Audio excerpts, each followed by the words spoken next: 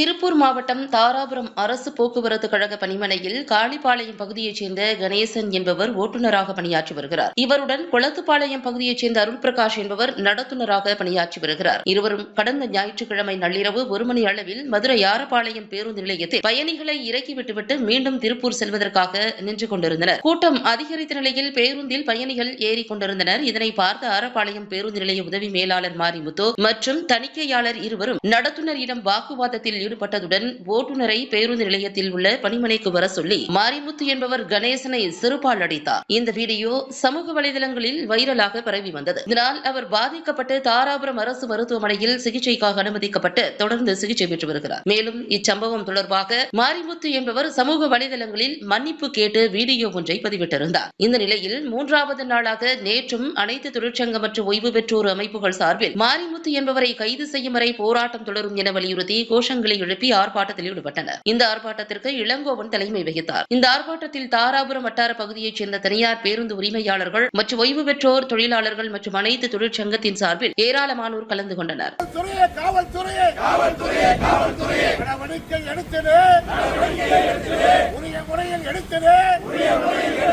போக்குவரத்து நிர்வாகமே காட்டுமிராண்டி மாரிமுத்துவை dismiss.